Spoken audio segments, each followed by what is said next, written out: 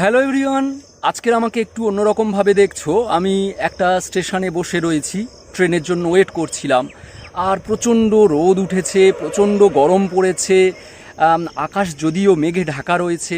তো আমার মনে হলো এই রকম একটা পরিবেশের মধ্যে আমরা কিছু ইংরেজি শিখতে পারি, যেগুলো আমরা এই ধরনের পরিবেশে আমি কি দেখতে পাচ্ছি বা কীরকম ফিল করছি সেগুলো আমি ইংরেজি দিয়ে এক্সপ্লেন করব।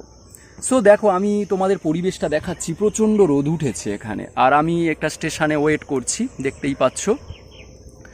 চলো, সাপোজ আমি বললাম, আজকের আমি যেটা বলতে চাইছি, দেখো প্রচণ্ড রোদ উঠেছে, তুমি দেখতেই পাচ্ছ বাইরে একেবারে মানে রোদে চারিদিক চকচক করছে, ঝলমল করছে। সো আমি বলতেই পারি যে রোদ উঠেছে। আমরা কি বলবো? দেখো, আমি অলরেডি ছাতা মাথায় দিয়ে বসে রয়েছি। It is Sunny. রোদ উঠেছে, ইট ইজ সানি। আমি যদি বলি রোদ ওঠেনি, মানে আজকে রোদ নেই, ইট ইজ নট সানি।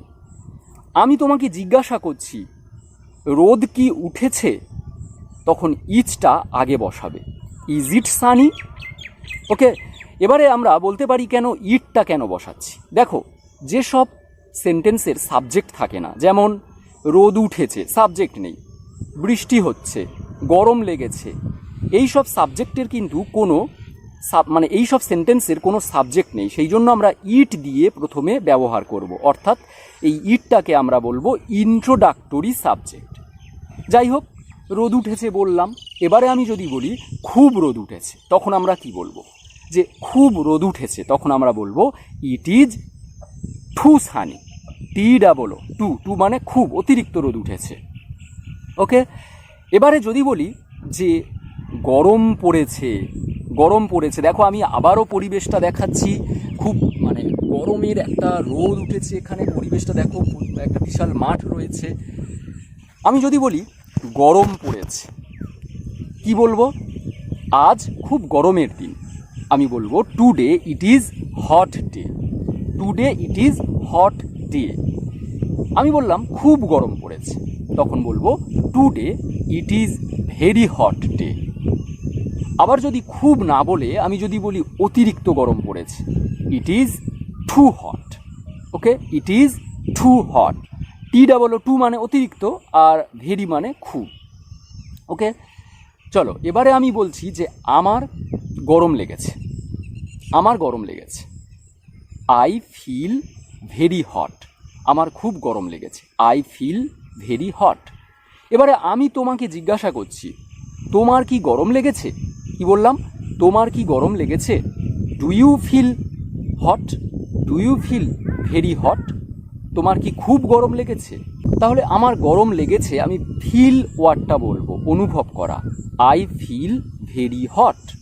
বা যদি তোমাকে জিজ্ঞাসা করি ডু ইউ ফিল, জিজ্ঞাসা করছি ওই জন্য ডু ভার্বটা আগে দিচ্ছি, do you feel very hot? তুমি কি খুব গরম অনুভব করছো বা তোমার খুব গরম লেগেছে? দেখো, আমি এবারে যদি বলি আকাশ মেঘে ঢাকা রয়েছে, বৃষ্টি হতে পারে। বৃষ্টি হচ্ছে, বৃষ্টি হবে, এটা বললেই আমরা ইন্ট্রোডাক্টরি ইট ব্যবহার করব। তাহলে আমি যদি বলি বৃষ্টি হতে পারে, এই হবার সম্ভাবনা আছে বললে আমরা লিখব ইট মে রেন। ইটের পরে মে ওয়ার্ডটা দেব সম্ভাবনা আছে বোঝাতে, ইট মে রেন, বৃষ্টি হতে পারে।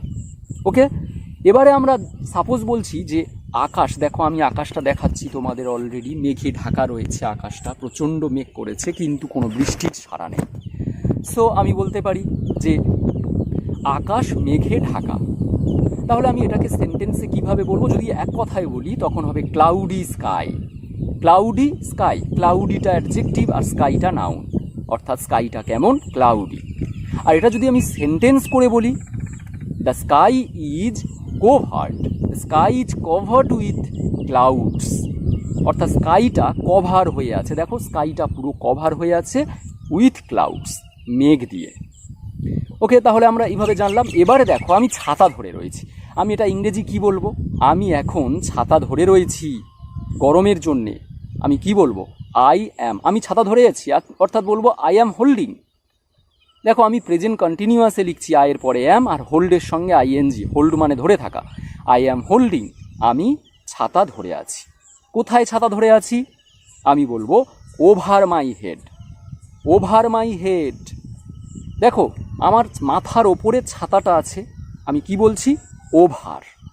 আর আমার মাথার ওপরে দেখো আকাশ, এখানে আমি আকাশটা তোমাদের দেখাচ্ছি, মাথার ওপরে আকাশ আছে।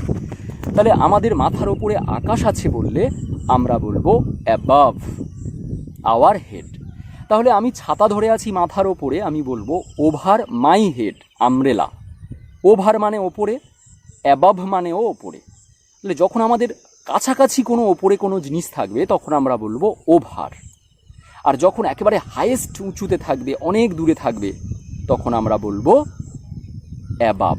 যেমন আকাশ আছে, অ্যাবাভ। আর মাথার ওপরে আমব্রেলা আছে, আমরা বলবো ওভার। আর আমি এখন কোথায় বসে আছি দেখো, আমি এখন বসে আছি একটা স্টেশনে। At the station I am sitting now, অর্থাৎ আমি এখন বসে আছি বা I am at the station. তোমাদের আরও একটা জিনিস দেখাবো, তোমরা দূরে দেখতে পাচ্ছ কি আমি দেখাচ্ছি, দেখো একটা এখানে লেক টাইপ রয়েছে, অর্থাৎ একটা ঝিল টাইপ রয়েছে। এখানে কিছু লোক, দেখো আমি দেখাচ্ছি, কিছু লোক এখানে ওই দূরে দেখা যাচ্ছে, কিছু লোক এখানে মাছ ধরছে। আমার মনে হলো যে যখন আমরা মাছ ধরবো তখন আমরা কি বলবো? সাপোজ আমি যদি বলি তারা, দেখো তারা মাছ ধরছে, আমরা বলবো, এখন ধরছে প্রেজেন্ট কন্টিনিউ, তাহলে বলবো দে আর ফিশিং নাও, দে আর ফিশিং, তারা মাছ ধরছে। ওকে, পরিবেশটা দেখাই, খুব সুন্দর একেবারে মাঠ রয়েছে। আচ্ছা চলো এবারে যদি বলি, একটা সেন্টেন্স বলি, দেখো আমাদের সামনে বিশাল বড় একটা মাঠ আছে। দেখো কোনো জায়গায় কোনো প্লেসে কিছু থাকলে আমরা দেয়ার দিয়ে শুরু করব। আগে আমরা বলছিলাম ইট দিয়ে শুরু করব। এবারে কোনো জায়গায় কিছু থাকলে, কোনো জায়গায় কিছু থাকলে আমরা ইট নয়, আমরা দেয়ার দিয়ে শুরু করব। এবং সেই সেন্টেন্সের সাবজেক্টও কিন্তু নেই, সেই জন্য দেয়ার দিচ্ছি। যেমন আমাদের সামনে দেখো বিশাল মাঠ আছে, তাহলে আমাদের সামনে মাঠ আছে, এখানে তো আমি দেখতে পাচ্ছি না কোনো সাবজেক্ট, তাহলে আমরা দেয়ার দিয়ে বলবো। There is a big field. আমরা বড় মাঠ বিগ ফিল্ড বলতে পারি, হিউজ ফিল্ডও বলতে পারি। There is a big field in front of us. In front of মানে সামনে, আস মানে আমাদের। তাহলে there is a big field, আমি ইজ বলছি, দেখো সেখানে আছে বড় মাঠ। আর যদি আমি এখানে মাঠটা না থাকতো, মাঠ নেই, তখন আমরা নেই বলবো। There is no any big field in front of us, আমাদের সামনে কোনো বড় মাঠ নেই। ওকে, তাহলে আমরা এইভাবে ইংরেজি শিখতে পারি বাইরেও, শুধু বোর্ড ওয়ার্ক করে নয়। আমরা তো বোর্ড ওয়ার্ক করে সবসময় ইংরেজি শিখি। সো আজ এইভাবে শিখলাম, কেমন লাগলো অবশ্যই আমাকে জানিও। তাহলে এইভাবে আরও অনেক ক্লাস আমি নিতে পারবো। সো টিল দেন অ্যালাইভ, ওকে, টাটা।